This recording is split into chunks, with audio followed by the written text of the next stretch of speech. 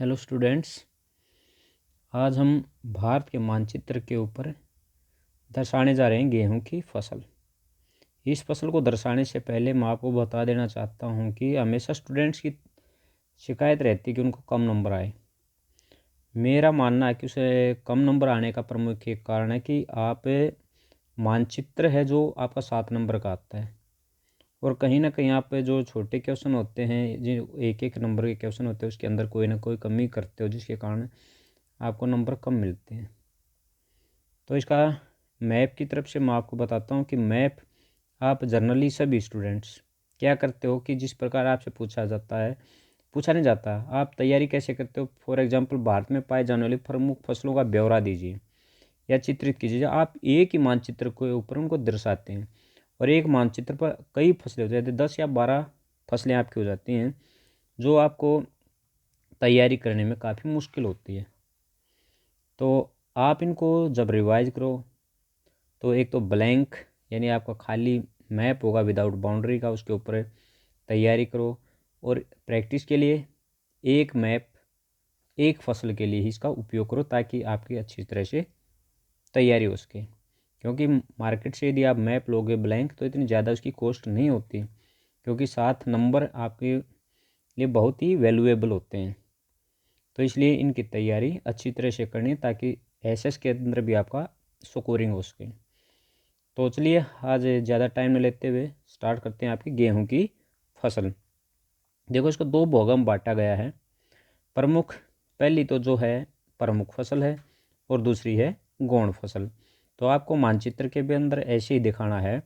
आपको इंडेक्स जब बनाओगे, यहाँ पर आप बना के दिखा दोगे कि साथ में एक इंडेक्स के अंदर आप प्रमुख फसल लिखोगे और गेहूं की प्रमुख फसल, और दूसरे इंडेक्स में आप गौण फसल। यहाँ पर आप अपनी इच्छा से इंडेक्स 1 नंबर का एक क्वेश्चन आएगा। एक एक नंबर बहुत ही इंपॉर्टेंट होते हैं स्कोर करने के लिए। लाइव में आपको 1 अंक का जो महत्व है, जब आप एग्ज़ाम क्लियर करने के बाद किसी कंपटीशनल टेस्ट में जाओगे तो वहाँ पर आपको 1 अंक की जो वैल्यू है उसके बारे में पता लगेगा कि 1 नंबर अपना क्या रोल करता है, 1 नंबर आदमी को कितना सक्सेस करता है, और 1 नंबर का नुकसान एक कैंडिडेट को कितना लॉस भी पहुंचा सकता है।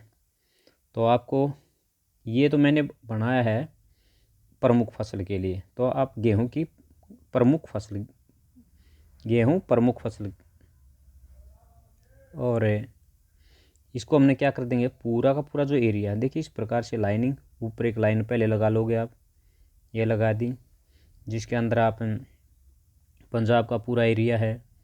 उसके पश्चात पंजाब के बाद आप दिखाओगे हिमाचल प्रदेश, हिमाचल प्रदेश के बाद दक्षिणी उत्तराखंड, और फिर हम जाएंगे, थोड़ा भाग राजस्थान का भी आएगा, कुछ हिस्सा इसके अंदर मध्य प्रदेश का भी आएगा, और फिर हम जाएंगे, सीधी एक रेखा जाएगी हमारी, ये गई यहाँ से। फिर हमारा जो नियर है पश्चिमी बंगाल की जो बाउंड्री है, वहाँ तक ये लाइन जाएगी।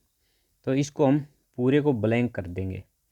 यहाँ से हमने पूरा ब्लैंक, देखिए यदि मैं इसके ऊपर आपको फिलअप करके दिखाऊंगा तो काफ़ी टाइम वेस्ट हो जाएगा आपका, वीडियो भी लंबी बनेगी, और वीडियो को कंपोज करने में भी और लोड करने में भी काफ़ी समय लग जाएगा। इसलिए आप इसको पूरा का पूरा ब्लैंक कर दोगे।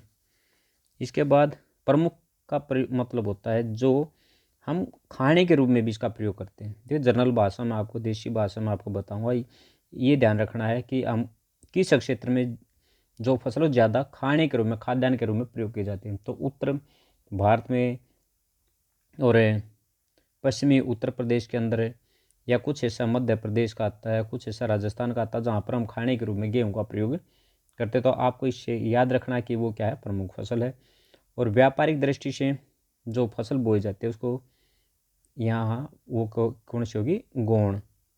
तो इस जो क्षेत्र हमारा ये जो आगे बचता है, ये क्या है हमारा, गौण के रूप में। तो इसके लिए अलग इंडेक्स कोई भी बना सकते हो आप, जिसमें आपको टाइम भी कम लगे मार्क करने में।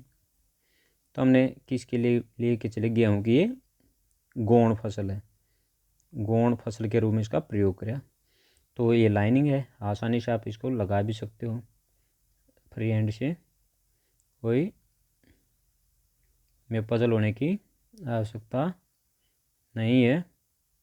तो ये हो गई आपकी गेहूं की गौण फसल, यानी ये सिर्फ व्यापारिक दृष्टि से यहाँ पर गेहूं की फसल ली जाती है, जिसे पैसा कमाने के लिए। वैसे पैसा तो गेहूं के में भी आता है, लेकिन हम खाने में के रूप में किसका प्रयोग करते हैं ज़्यादा, यहाँ पर खाने के रूप में। और फिर व्यापारिक दृष्टि से यहाँ पर यदि हम देखेंगे कुछ, चलो वो बाद की बात है, चावल की खेती के अंदर वो समझाया जाएगा आपको। तो आज के लिए हमारी वीडियो थी गेहूं की फसल है।